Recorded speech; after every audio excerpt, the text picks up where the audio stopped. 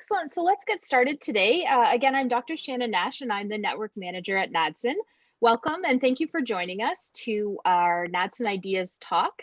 Today, we're looking at Did the Cold War Ever End? The New Arctic Security Triangle Environment. And this is featuring Dr. Rob Hubert. And Dr. Hubert is an associate professor at the University of Calgary, and he is one of our NAADSN coordinators. And just to introduce our organization, in case anyone here on the call is new to NAADSN. Actually, before we do that, first slide is a little bit of housekeeping rules. Just a reminder to stay on mute during the call, if you can do that for us, please. And we would love to hear your questions, comments, and feedback though. So please convey those through our chat function. We've had good luck in past events throwing some of the questions directly virtually to the person posing the question, who can ask them directly to Dr. Hubert. So if that's the case, we can do that as well. If you would rather I pose the question, whether it's anonymously, you can choose to just private chat myself. It will come up as Shannon Nash in the chat. So we welcome your questions, please. And just a little bit about NAADSN. So NAADSN is a collaborative network, and we're focused on providing timely, relevant, and reliable expert advice on North American and Arctic defense and security topics. So we address 3 core policy challenges, as well as many intersection points within these. And that includes the defense role in the Arctic, NORAD modernization, and the future of North American defense. And this includes as well the evolving role of major powers in global strategic competition. And we conduct leading edge research with students, emerging scholars, northern stakeholders, and rights holders that tests core assumptions and prompt policy innovation. And just a brief call out to those wonderful students. We have a lot of really great work done by all of our network, and especially highlighting some of our students on the website. Our website, it's at the bottom there, naadsn.ca. So please do feel free to take a look and see some of that wonderful work. And it's often always highlighted by our wonderful postdoc, Dr. Nancy Teeple, on our Twitter at the bottom there. So if you'd like to stay up to date on NAADSN's deliverables and events, please do check us out there. We have some great work happening. And before the pandemic hit, we were able to convene workshops and conferences and symposia online, but we've made the pivot virtually. So we do hold these NAADSN Ideas talks as well as other events throughout the months. So please don't hesitate to reach out if you have any questions. As well, we are open to forming some of these talks around some of the questions that you might have about Arctic and North American defense and security topics. So please don't hesitate to reach out. And so now, without further ado, I will turn it over to Dr. Hubert to speak to us. So thank you so much. Okay, well, thank you very much, Shannon. I'd like to thank the organizers of the network, and I would encourage anyone, of course, who has not gone to the webpage to make sure that you've gone over. There is some very, very interesting ideas being put forward, some very good resources. One of the strengths of the networks, beyond just simply the ability to explore and expand on ideas, is that it is very much increasingly becoming a reservoir of information, of data, the closest that I would see as sort of becoming data sets, so to speak, within this very important issue of North American and Arctic security. So thank you very much, Shannon, for the invite. Thank you, Whitney, for including me on this. And I'd like to share some ideas. Now, just to set the stage, just before going and to sort of elaborate on this whole point that Shannon has given, the idea of exploring new ideas. As many of you will recall, I went through a little bit of a health challenge in the last few months, and part of it recovered a bit of a difficult recovery that I think the only comfortable position I could find was literally sitting in front of a computer screen. It affected a little bit of vision, so I couldn't really hear, taste, or see anything of any distance. So I found myself sitting in front of a computer a lot of the time, thought I wasn't actually just sleeping. When I was there, 2 thoughts came to me that have a direct bearing in terms of what I want to talk about. And that is about how popular the issue of Arctic security has become, both from an academic and a policy perspective. It used to be that when me and Franklin Griffiths, about the only two that we're talking about it back at the end of the 1980s, when we would go to any conference, we would outnumber the audience at all points. And so it's quite, it's nice to see it expanding. But one of the issues, of course, that I was thinking about just as I was sort of recovering and just dawning about this new foreign popularity is the issue of how do we come to terms with understanding this subject? Because if we start thinking about in terms of how Arctic security is understood, one of the key issues and one of the things that always seems to be happening in the subject is that we get new Arctic understandings. I mean, have a look at the media, have a look at policy, have a look at the academic circles, each of which, of course, is represented on the slide. And we always see this discussion of the new geopolitics tension, Cold War. That's the sort of issue area of the day today. If we went back to 2007, we'd have the new cooperation. If we went back to, say, 1990, 1992, we'd have the new Arctic institutions. Now, to a certain degree, this phenomenology that we're looking at probably has a certain foundation in being new, but it also has a foundation in terms of how we understand it.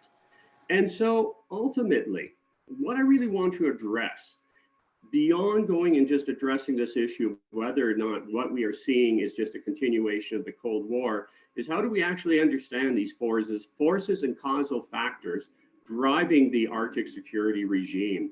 And how do we avoid sort of the temptation to fall into either support or attacking the newisms? And I mean, when you look at the literature, and I'm as guilty as anyone else, we often take as our starting point, okay, I am either going to embrace this newism or I am going to be counter to this newism.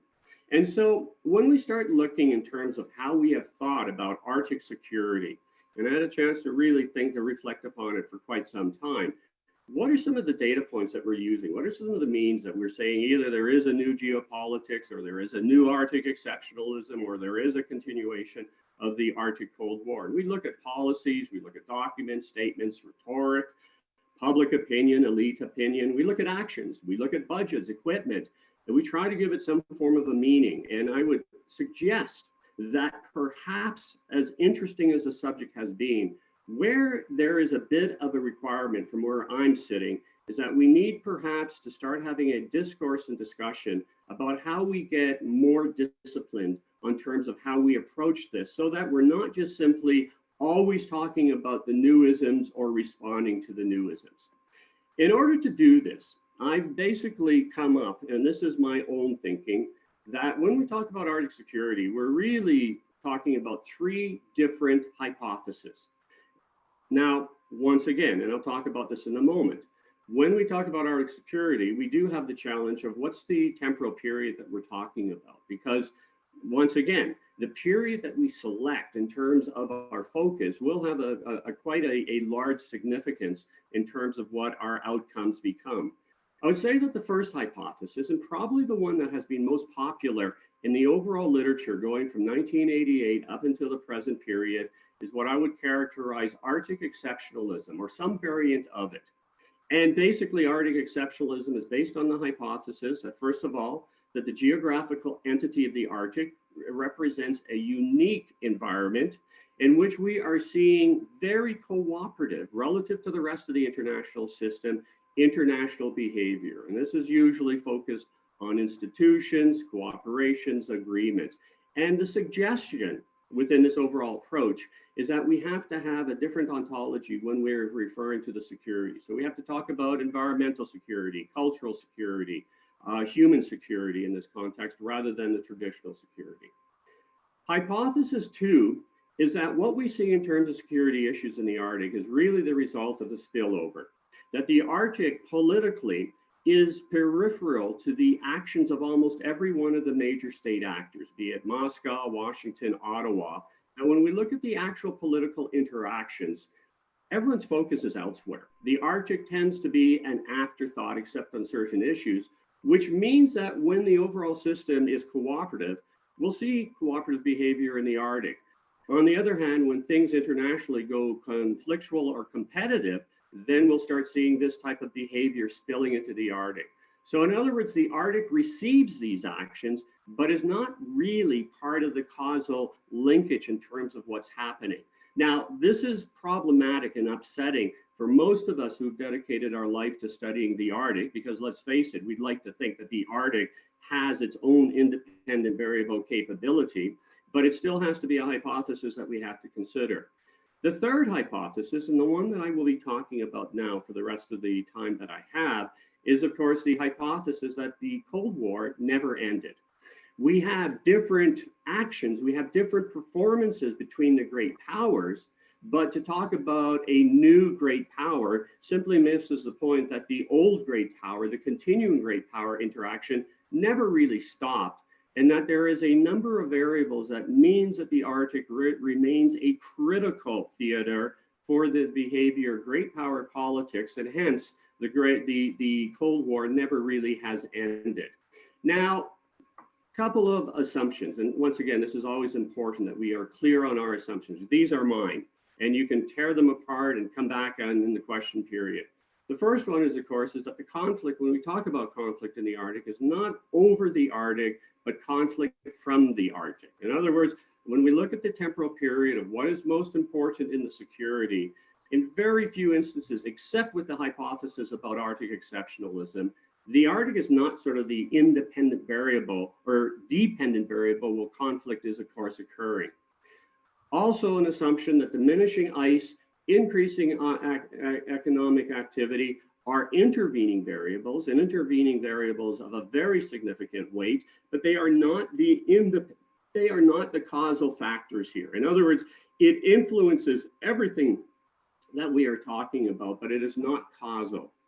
And the other assumption is that, like all great power theories will tell us, you need to focus on the great powers. And so therefore the assumption is that this is a state-focused system.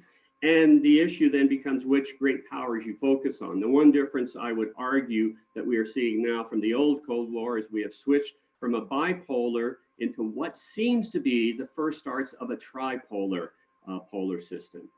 Now, the other challenge we have is, of course, the temporal period that we picked for the analysis. If you are going to adopt newism, either to attack or to respond to, you, of course, are going to be very specific in terms of your time period. I'd like to give a shout out to one of my PhD students, Ryan Dean, who, of course, has introduced me to the whole idea of utilizing a theoretical approach called process tracing, and some help from Troy up in the States, who's also been discussing this with me. And one of the critical points, of course, within any form of analysis that even comes close to process tracing, then of course says you need to be focusing on a longer time scale. If you use a short time scale, you'll misidentify what are the important independent variables that are causing the security issues within whatever spectrum you're looking at. And when we consider the Arctic security environment, it is in fact quite easy to see that we do indeed have to take the long view. And in fact, to support my argumentation that we are just seeing a continuation of the Cold War, taking the long view, of course, puts us in a much greater perspective. And I don't have time to go through, but I'm happy to talk, but we can in fact identify core geopolitical and strategic movements, both in terms of the direction of cooperation and in terms of conflict, quite easily just going through a historical overview of events within the Arctic region. So just very briefly, the hypothesis for Arctic exceptionalism is that it is based on cooperation. You have shared norms that are developed within the system, and these tend to be non-state values in terms of indigenous rights and knowledge, a focus on non-traditional security. Cooperative institutions tend to be the main source of action, and these are the AAPS, Arctic Council, and so forth. And the focus is on conflict limitation, how to get along. So there's a norm there, and you can see the way that conflict, Arctic exceptionalism, and not surprisingly, given the work of Oren Young and others, has a focus on sort of regime development. Now, hypothesis two is that the Arctic is not unique. In other words, the stuff that that me, Franklin, Byers, Lockenbarrow, all are focusing on is an intellectual conceit, We are able to focus on these issue areas because the university system supports it, and we can say we are experts on Arctic. But when we're looking at the phenomenology, the actual driving forces are from outside the system, and the system is a recipient. And so therefore, spillover, when the Russians decide to intervene in the Ukraine, that has spillover that really doesn't have anything to do with the Arctic, but just simply is a reaction to the overall greater effects. And so therefore, the region will experience random acts of competition and random acts of cooperation, but it's not driving it. Now, I don't have time to go into these two hypotheses, but I intend to in the long term. I'd now like to return to hypothesis 3 and focus the remainder of my time on this discussion. First of all, the hypothesis 3, the idea of a never-ending Cold War, the new Arctic strategic triangle. It's new that it goes into a triangle rather than in terms of the bipolar system, is that it is the existence of a competing great power. And who are the great powers? Well, we see China from 2002 onward doubling its defense budget, adopting a more expansionary foreign policy, and we see the manner by which China begins to enter into our calculations. We see the challenge of Russia, who because of economic deprivation, because of its collapse economically, that then led to a collapse of its military power from 1988 to 2007, is not a great power. But we see the very specific efforts by the Putin administration to regain that great power status. In fact, he tells us that in 2007 at the Munich speech, at the Munich Security Conference. Of course, the third part of this whole process is, of course, a response of a challenged United States. The United States, of course, from 1988, if we use geopolitics as our guiding feature, was the hegemon of the international system. It had basically been able to defeat the Russia, Soviet Union. The Chinese, with a defense budget less than Canada's in 1988, really didn't factor into true great power discussions, though some people do tend to dispute that. But by all criteria, they had not really achieved great power status yet at that point. Now, the critical part for saying why this war just continues, why the Cold War just continues, is that when we look at the second major element, and that is geography, once again, the Arctic is the area, particularly on the bipolar component of great power, Soviet Union, Russia versus United States, and then subsequently with the entry of China, we see the critical role that the geography of the Arctic region plays, and particularly when we marry it to weapon technology. What made the Arctic so important during the Cold War was, of course, the development of missile and nuclear weapon technology, and which meant that any conflict, any form of deterrence had to be based primarily within the Arctic region. It wasn't the only region. We still had the Central Front. We still had other regions, but the Arctic played a critical role. Part of the problem of our analysis, it was out of sight, out of mind, in terms of some of the submarine elements of the conflict. Very few people really know the full stories on what had happened. Now, when we talk about why, I would argue, hypothesis 3 is a powerful argument, is that when we talk about the return of the great power in the period from 88 to 2020, is that the Arctic never changed its position geographically. And this is where climate change becomes a major intervening variable, because as the ice begins to melt, we now start talking about the possibility about further expansion of naval surface capability. So in other words, another instrumentation of great power politics increasingly becomes more apparent than what was the case during the Cold War. It doesn't mean that this is something new. It just means that one of the delivery systems of this source of power is now had an expanded role in this context. We still see the new and developing weapon systems and the returning and increasing strategic relevance of the Arctic. As we see a changing sense of nuclear policies that the Americans issued in 2018, 2019, as we see the statements coming from Putin in terms of the remilitarization of the region, and what many suspect we'll be seeing from the Chinese, once again, we see the importance of the weapon systems. So the Arctic, throughout this entire period, so we go from 1947 to 1988, yes, The Americans are able, with NATO assistance, to be able to force the Russians, the Soviet Union, into an economic collapse. But the core basic interests of these states never fundamentally changed. There was not an occupation of Russia. There was not a change of, except for a short period, a flirtation, I would argue, with a liberal democratic governance system under the Yeltsin period. But very few people would argue that within the third administration, the Putin administration, we see sort of a return to great power, authoritative governance within Russia. And so, once again, we have to ask the question, what would fundamentally change then for us to say that the Cold War ended? The Soviet Union was exhausted, but not defeated. And that is a very important distinction in the context of understanding great power politics. Now, where do we start seeing the real challenges and why people confuse this with a new Cold War? Well, as the Russians regain their strength and as China begins to enter as a great power, we start seeing direct challenges to the Western alliance. This, of course, comes in terms of hybrid warfare, cyber warfare.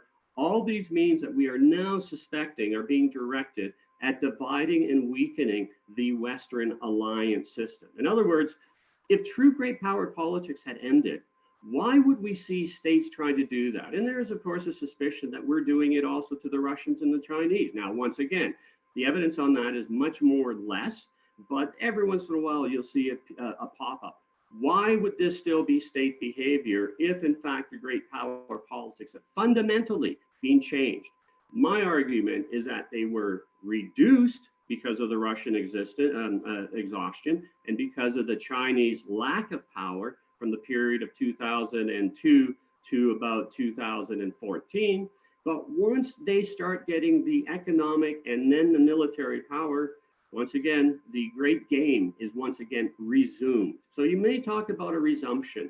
And we then again have it in the Arctic. Now look at defense budgets, and we see this is for 2016. The numbers don't really change. It's China, or it's the United States, China, Russia. And we always have difficulties in confirming these type of numbers, but these are the top three.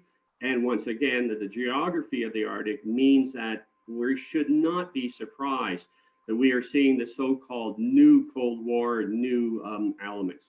So let's just briefly look at what I want to do in the last few minutes that I have of the talk is identify within the great powers and why the Arctic has remained and why it is going to grow in even more importance.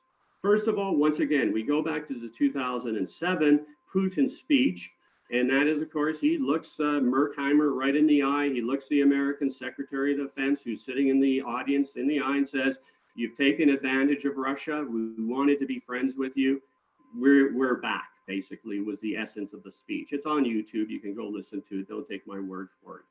What's interesting is that the Russians also not only talk the talk, but we see them also now expanding their defense budget. Now, Putin centralizes the oil and gas industry, starts to revive the Russian economy, has some breaks with the price of oil going up, and then immediately starts spending it on defense expenditure. So we see, for example, the 2007 to 2015 defense plan. Once again, the Russians are saying they're going to be a great power, and they're spending to be a great power. They have difficulties. Their missile system for their new SSBNs, the BART system, fails miserably, and so that they have to restart that all over. But if we look in the longer time period, we see that the Russians remain dedicated to expanding the core elements of their military capabilities that gives them great power status.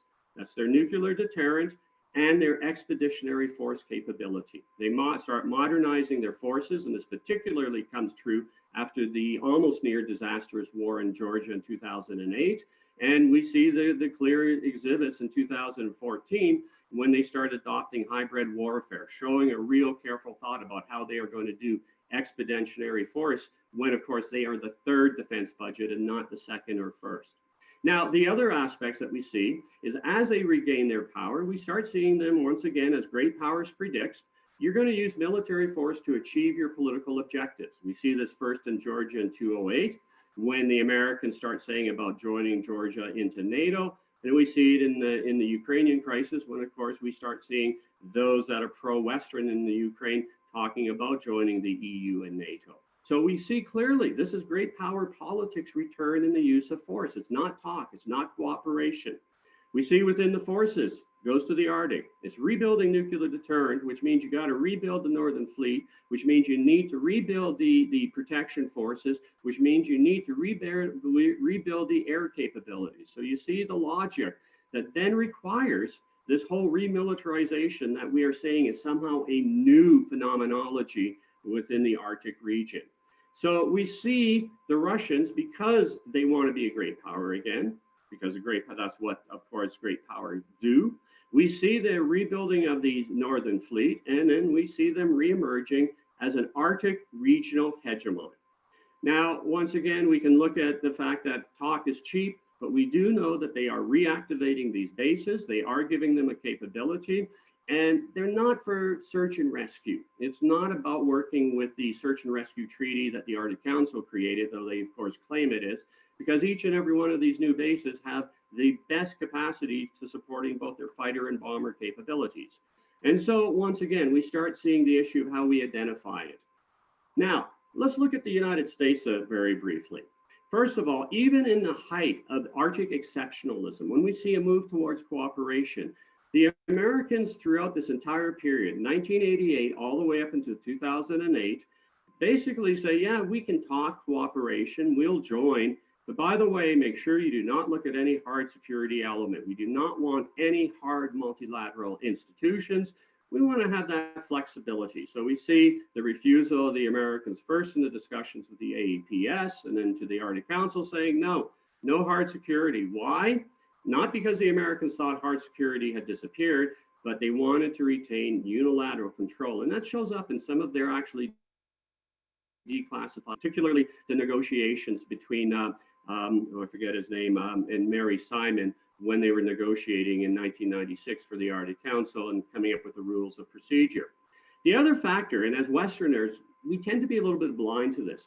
Just as the Russians are reasserting the use of force to achieve political objectives in 2008 in Georgia, we have to be honest with ourselves. We are also using military force. When I say we, it is United States and the NATO allies, because we're participating with both of these examples of the return to using military force to achieve a political objective. We do it in 2001 in Afghanistan, and then the Americans and the British do it in Iraq in 2003.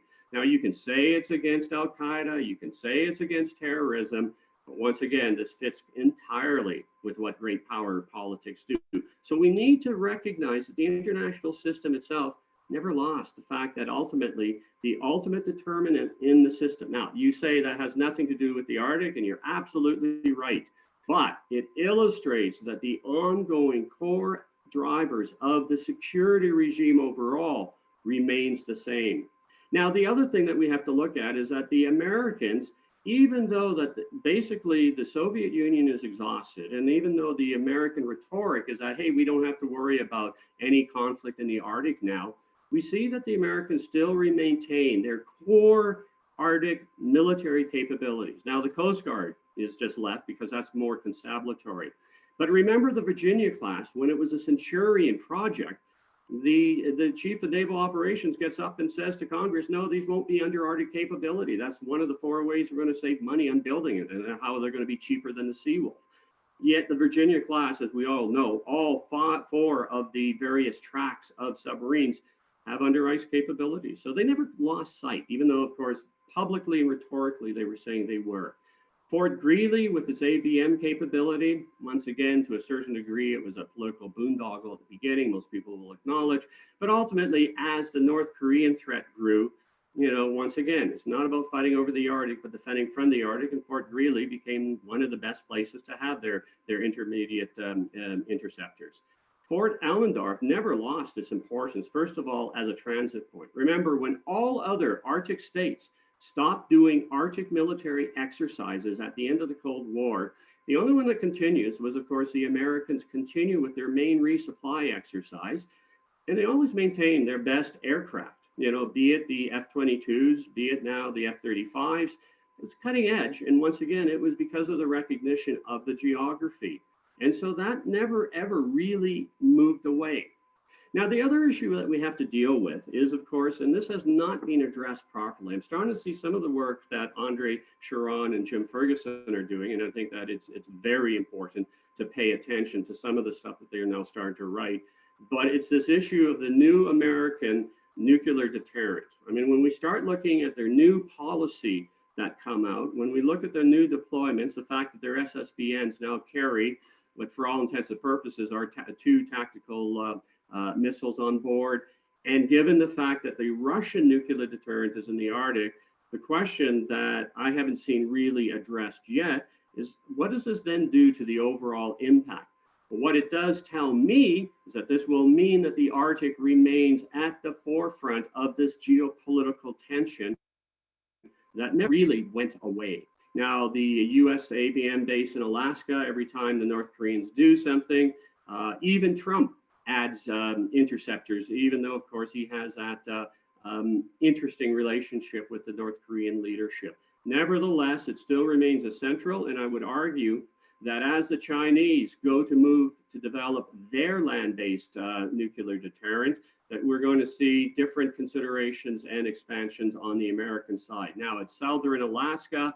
Do you count that in the Arctic? I would say that from a geopolitical perspective, if my hypothesis, third hypothesis holds, it doesn't really matter, does it? So we see an increasing naval presence, particularly as the ice diminishes. The Americans and us and the NATO allies are relearning how to operate surface vessels. It's interesting, of course, to consider what's happening in the subsurface range, which of course is so highly secretive. We don't know what's going, except for bits and pieces. For example, the Americans wanting to deploy now to northern Norway with some of their forces, and of course, some of the issues that are arising with that. We also have the Americans, and once again, this is great power politics, says that great powers don't necessarily pay attention to the lesser powers. And some of these silly statements that Pompey and Spencer made about the Northwest Passage fits very well within that. Now, the third country is, of course, China. And once again, it's fuzzy how they fit into the Arctic yet and whether or not they will be a major player within it. But if we follow the hypothesis of great power politics, we do have to be watching. Now, where we should suspect to see aspects is nuclear deterrence, responding to the American ABM system, which means the Chinese will be paying attention to what happens to Alaska very closely. And the fact that the Chinese want to be a challenger, want to be a peer competitor to the United States, that is clear. And we see this in terms of the defense budget. We see this in terms of how the Chinese are now seeing the Arctic. Once again, you want to think about how great powers think about geography. I think this map is probably quite telling in terms of how the Chinese leadership sees the views. I've written elsewhere in terms of the fact that there is a Mahanian logic that China, at the very least, has to be able to engage in the Arctic region with its maritime forces. Maybe not make it a major thing. And I think some of the work that Tim Troy and Adam Lajeunesse are doing on this issue is spectacular for really getting down to the nitty gritty of what we can be expecting them to see. But I would argue as a great power, we will be seeing something, and everybody is aware of all the different things that the Chinese have done, modernization, all the rest. So where does this take us? In conclusion, I would say if we follow the third hypothesis, that great power politics never ended, the Cold War never really ended, then we're going to see China developing as a peer competitor, and we have to figure out what that means for their activities in the Arctic. They'll be focused on the Asia Pacific, but their behavior, if indeed they want to be a hegemon, if they're following what Mahan tells us that a hegemon has to do, if all that holds true, then we're going to be seeing them increasingly involved. They will tell us that they want to cooperate. They will work with us on having a high sea fishing ban up in the Arctic. They'll look very progressive. Go talk to Ecuador and the fishing off the Galapagos Island, I think, if you really want to see how the Chinese behave when it comes to fishing, but that's another story. For Russia, once again, as a great power, they, of course, economically will be junior to both the United States and Russia, and United States and China. It's going to be interesting. How do we think? I mean, once again, great power politics from history gives us some insights. Think of the manner by which Italy surrenders being the great power for the authoritative states in the period of basically 33 to 38, and then has to be a junior partner to Germany. So once again, I think that history will tell us a certain element. But we'll see continued pressure on Northern allies. We'll see continued militarization, not because they want to go to war over the extended continental shelf. That's what geography and great powers do. And so they'll push for cooperation. They'll say, hey, Arctic Council, we'll do great things with that. But they'll continue on the expenditures and actions on the military. Now, what does this mean? Oh, sorry, I've missed the United States. And so the United States is going to have to, if it is going to maintain its position as a great power, is increasingly going to have to respond to the Russian activities in the Arctic and keep a guard for what China is doing. For issues for Canada, the real challenge facing us is we don't like to talk about great power competition. Yes, it's in our latest defense policy, but let's face it, we prefer to think of human security. We prefer to think of the international system as cooperative, and we prefer to think of the Arctic as exceptional. Canadian political elites, and particularly those from the Liberal Party, but also within the Conservative Party, I would argue, prefer to focus on domestic requirements. That's why, you know, the Canadian Arctic policy that was released on the same day, of course, that we went to the polls last year or last term, really focuses on the domestic, on cooperation, on all these cooperative elements. And it's, however, Canada needs to begin to think of strategic, both in terms of immediate, medium, and long term. We don't like to do it, but the logic really dictates that we have to. And so I'll conclude by saying that the Arctic is going to regain its importance. It never lost it. Russia was exhausted, but the core elements, the interests, the desires of a great power, the geography and weapon systems basically never changed. The fundamentals of what drives hypothesis 3 have been maintained in my view. And so therefore, because we now have China entering, because we now have a different technological set of issues with the new, you know, with artificial learning, with all the elements of the new technologies that represent an increased hypersonics, increase of speed. We have an increasingly complex three-way security dilemma in which the Arctic will increasingly regain much of the centrality that it had during the Cold War. Will it regain to the degree of the Cold War? Well, stay tuned for that, but it also means that we cannot forget. Anyway, that's my case, that's my argumentation.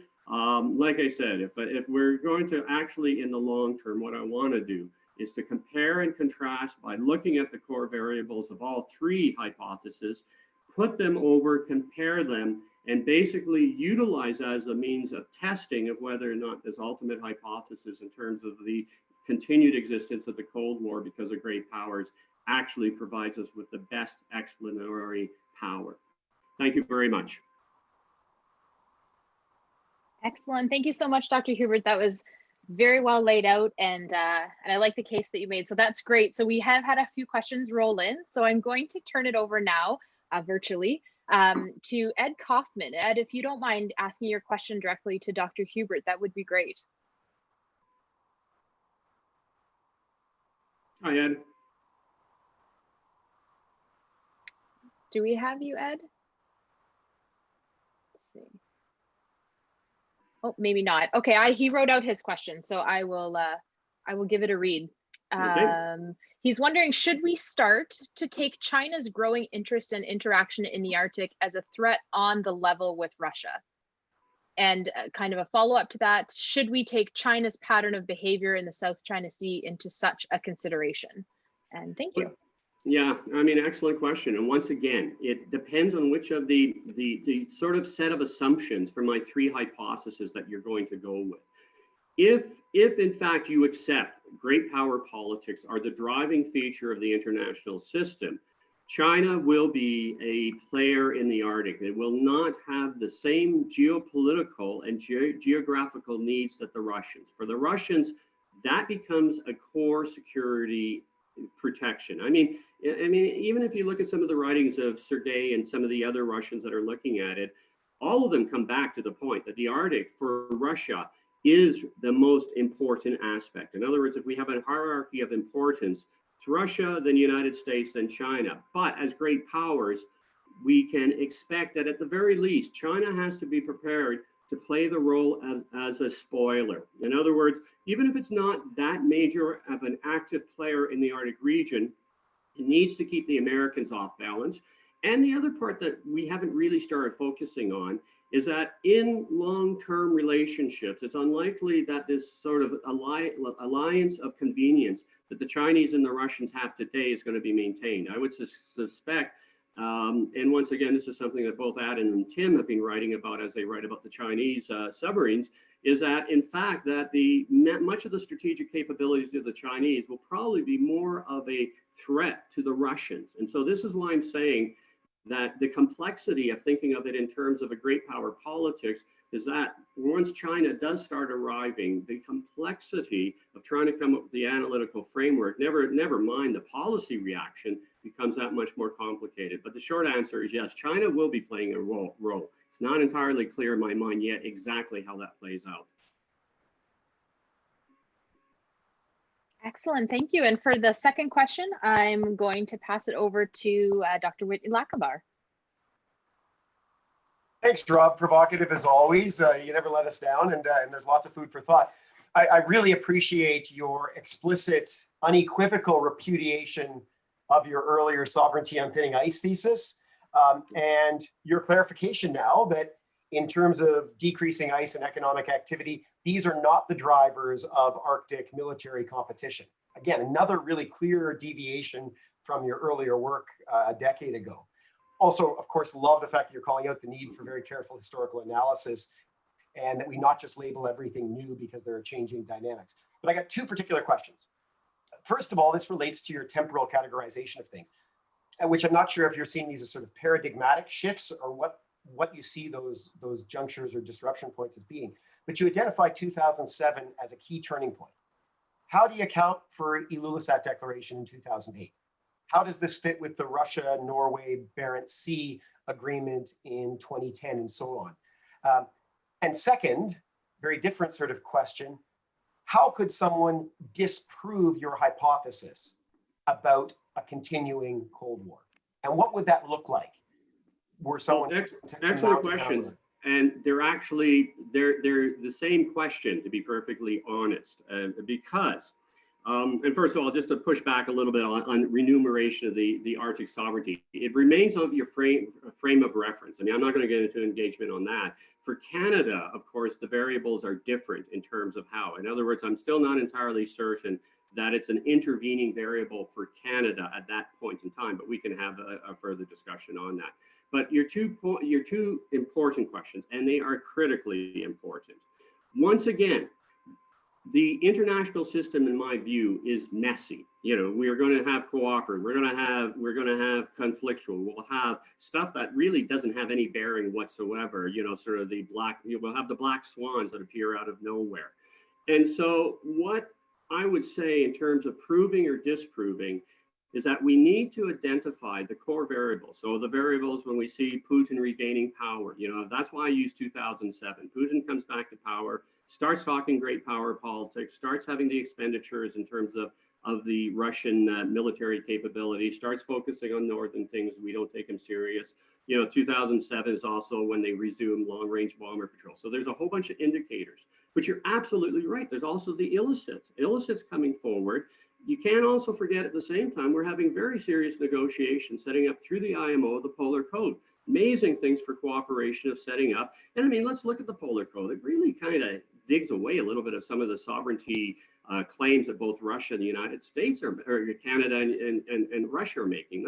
We're negotiating it, something that, you know, is hard. So on the positive. So what I would say, and this is the manner by which I think we can refute which of these variables are the most important in terms of driving what we term the overall Arctic security, is we then have to lay it out. So you have the hypothesis of exceptionalism, which of course is focused on cooperation. You've got illicit, all the other aspects that you raised. You lay it out. You then lay out in terms of what's happening for the conflictual, for the conflictual. And you got to figure out some way of laying out where it just doesn't matter. The Arctic just isn't figuring into that. And I haven't figured out how you do that from a methodological perspective. And then it's going to take careful analysis in terms of what becomes the most important in terms of which of these fundamental variables are maintained, where, you know, do you use criteria of expenditures? You know, talk is cheap, money, but how do we measure about the lasting impacts? And how then do we compare and contrast? And at the end of the analysis, which seems to be the variables that are the most powerful for influencing how this overall framework goes? I don't know exactly how that works from a methodological perspective, but this is how I'm thinking is where we have to be going. Rob, just a follow-up question there, because I'm intrigued very much by your ideas. But is that not a question of the international security environment? And I'm not sure how your logic that you're presenting there about a Cold War scales down to an Arctic security environment. It seems to me that your sovereignty on thinning ice thesis was inherently exceptionalist. It was about changing conditions specific to the Arctic, that made that region particularly susceptible to conflict or fundamental change in terms of relations. So I guess, and again, you don't need to answer it here if the question isn't very interesting, but I think there's still work to be done to parse between what are you talking about as global drivers, international systemic drivers, versus what are the regional security drivers. Oh, so absolutely. Essence, to me, it almost is in danger of becoming tautological.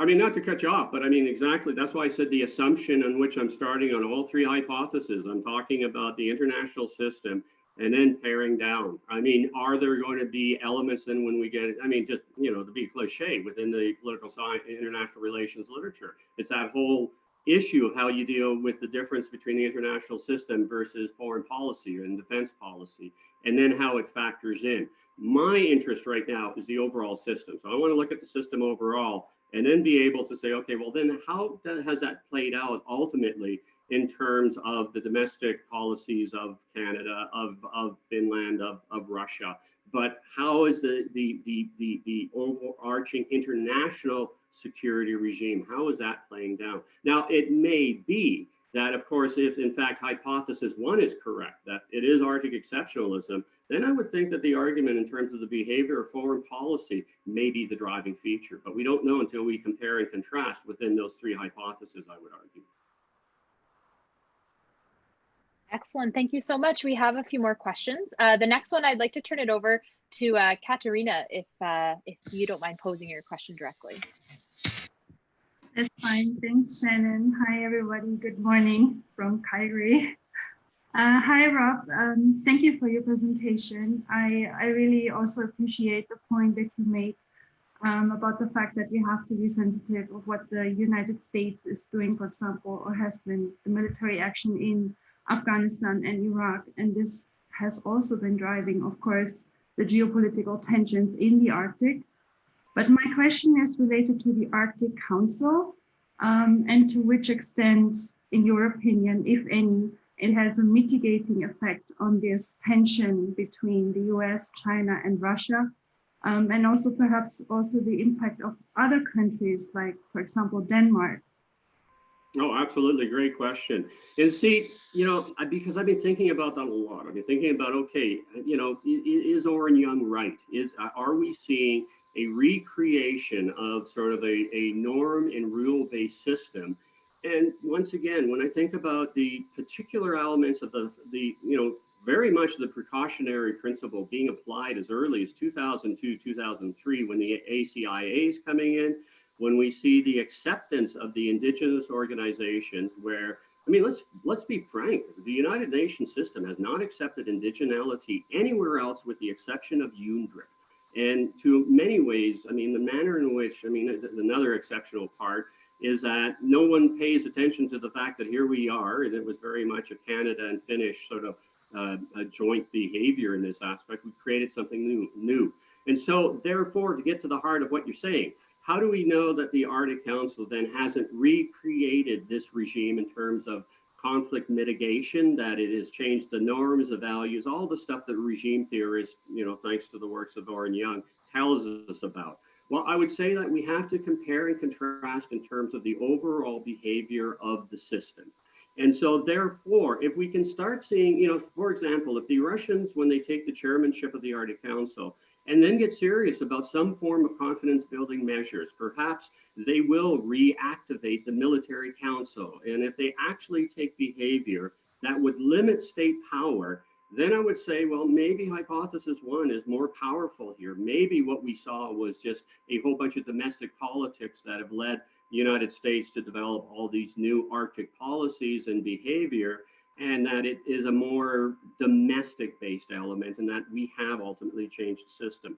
On the other hand, if we see, of course, within the Arctic Council, just totally, that it basically meets and deals with the environmental issues that it has done so well on, but doesn't really do anything outside of the greater political realm, then I would say, well, then of course, at the very least, hypothesis 3 and possibly hypothesis 2 then suggests that the Arctic Council is important on a functional basis for what it does, but not in terms of security for the international system, either better security or less security.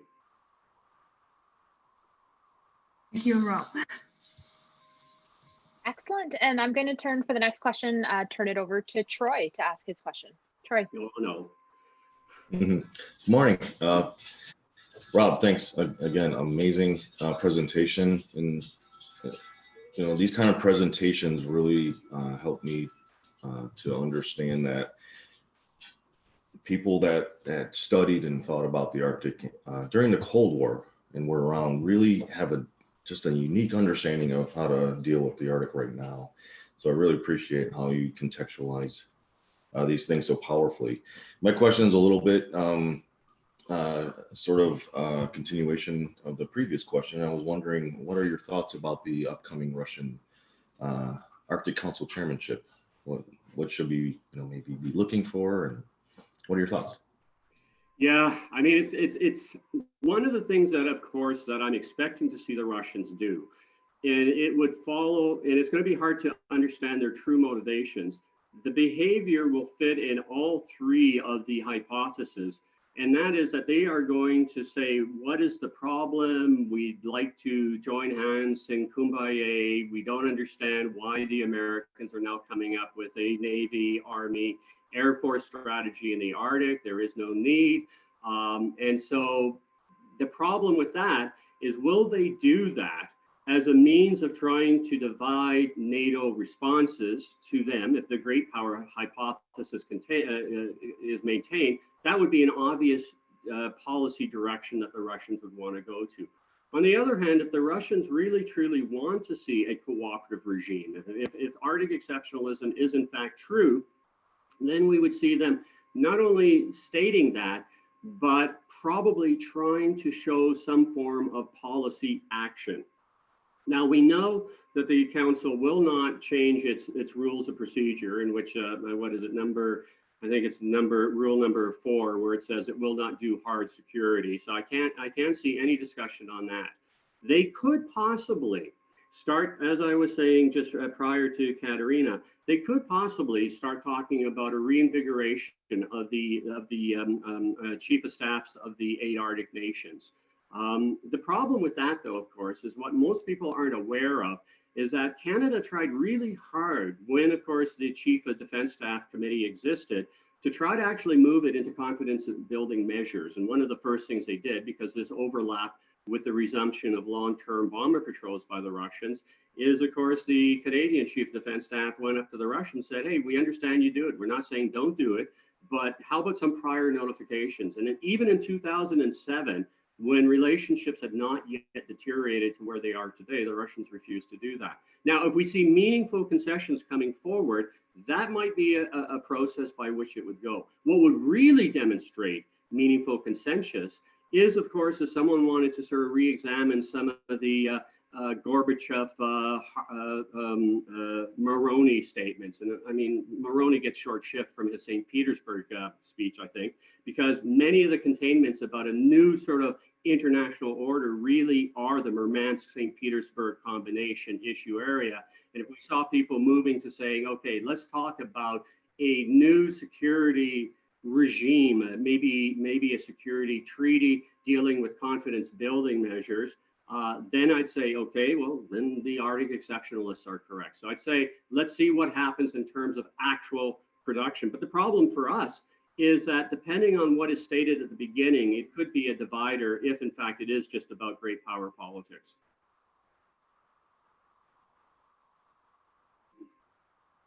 Excellent. Thank you so much, Rob. I am going to pose one more question.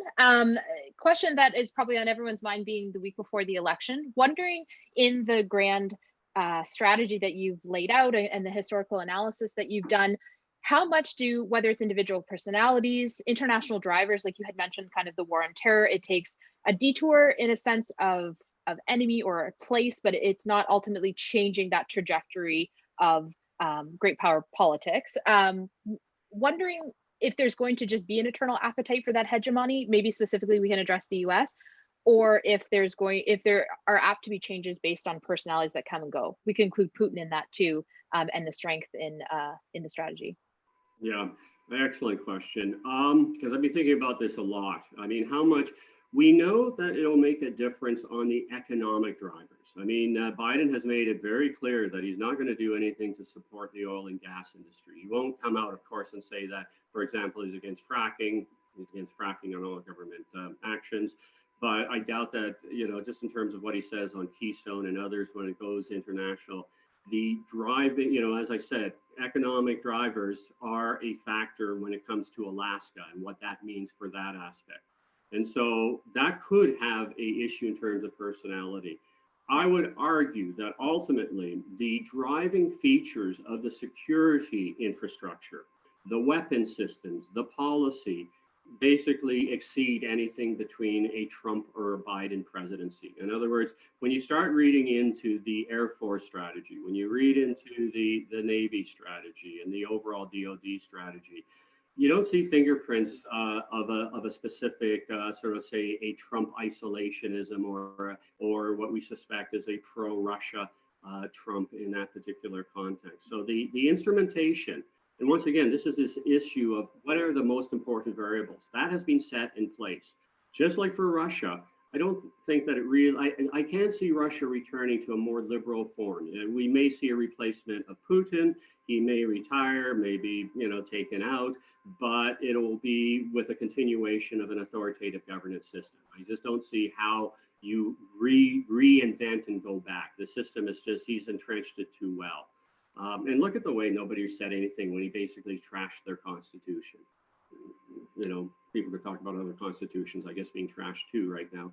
But I mean, in terms of that, basically, I would say that the process is in place. Russia has to maintain a military capability in the Arctic, full stop. It doesn't matter if, in fact, that the reforms of Yeltsin in terms of cooperating with the Arctic or with the West had come through, they would still have to be doing it, and they would still have to be doing it from a nuclear deterrent position. No major power has ever moved away from nuclear deterrence. You know, once again, we think that that ended at the end of the Cold War. But I mean, if we look at the 5 countries, how much they've spent on it, look at how much India and Pakistan have dedicated to it, you know, they won't say it publicly, but push comes to shove, nuclear deterrence is still the ultimate policy deterrent, policy defense. And for Russia, that means the Arctic. So I don't see that changing at all, given personalities. Maybe on the fringes, maybe, you know, like Pompeo got the Canadians so upset with his, you know, with his comments. But in the big scheme of things, no, we will continue because of the great power processes. Excellent. Thank you so much. Thank you, Rob. Today, we loved having you. That was very informative. Excellent questions to those who posed questions. And I have a few more things for the greater group before you leave today. Just to tell you about our next upcoming events. So we have an event next week coming up, and we are going to have one that's partnered with ISROP over at Global Affairs Canada. And we are going to be looking at or speaking with voices from the Arctic, diverse views on Canadian Arctic security. So that will be held just in 1 week. So on Thursday, November 5th at 12 p.m. So that is by an invitation, but the invites will be going out through our network as well as ISROP's reach. So if you would like to attend this event, please do reach out to me if you don't hear from any of your liaisons within the next couple weeks. So there's my information, and thank you so much for attending today, and I wish you a great day. Take care.